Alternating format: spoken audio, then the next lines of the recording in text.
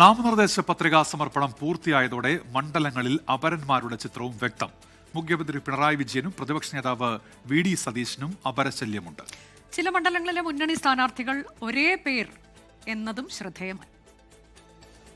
മന്ത്രി PA മുഹമ്മദ് റിയാസിനെതിരെ ബേപ്പൂരിൽ മത്സരിക്കുന്ന UDF സ്ഥാനാർത്ഥി PV അൻവറിനാണ് 4 അപരന്മാർ. കേരളത്തിൽ ഏറ്റവും കൂടുതൽ അപരന്മാർ ഉള്ളത് എനിക്കാണെന്ന് ഞാൻ മനസ്സിലാക്കുന്നത്.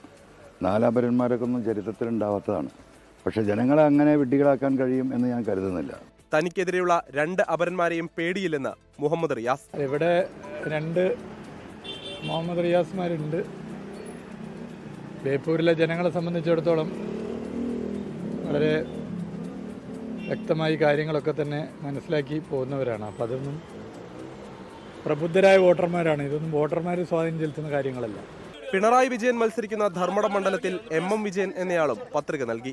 പറവൂരിൽ VD സതീശന് KB സതീശനും ഹരിപ്പാട് രമേശ് ചെന്നിത്തലയ്ക്ക് C രമേശും അപരന്മാരായുണ്ട്. നേമത്ത് രാജീവ് ചന്ദ്രശേഖരന് GS രാജീവ് കുമാറും മഞ്ചേശ്വരത്ത് K സുരേന്ദ്രന് D സുരേന്ദ്രൻ നായരും അപരന്മാരാണ്. ഒറ്റപ്പാലത്ത് PK ശശിക്ക് PK ശശി എന്ന പേരിൽ തന്നെ അപരന്മാരുള്ള മണ്ഡലങ്ങൾ ഇനിയുമേറെ. അതേസമയം ഒരേ മണ്ഡലത്തിൽ പേരിൽ സാമ്യമുള്ള മുന്നണി സ്ഥാനാർത്ഥികളുമുണ്ട്. കോട്ടയത്ത് LDFന് K അനിൽകുമാറും NDAക്ക് P അനിൽകുമാറുമാണ് സ്ഥാനാർത്ഥികൾ. ഒരു കൺഫ്യൂഷനും ഇല്ല. അരിവാൾ ചുറ്റിയ നക്ഷത്രം ഏറ്റവും മുകളിലാണ്. ദേശീയ പാർട്ടി എന്ന നിലയ്ക്ക് CPIMന് അരിവാൾ ചുറ്റിയ നക്ഷത്രം അനിൽകുമാർ എന്ന് പറയുമ്പോൾ A ആണല്ലോ, അത് 1ാം സ്ഥാനത്താണ്.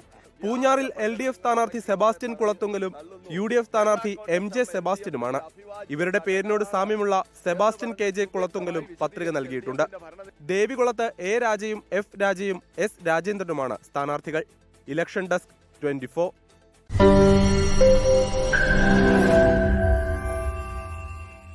ലോകത്തെവിടെയായാലും ഏത് സമയത്തും 24 വാർത്തകളും ഓഗ്മെന്റഡ് റിയാലിറ്റി പാക്കേജുകളും എക്സ്പ്ലെയിനറുകളും വിശദമായി കാണാൻ ഞങ്ങളുടെ YouTube ചാനൽ നിങ്ങൾക്ക് സബ്സ്ക്രൈബ് ചെയ്യാം.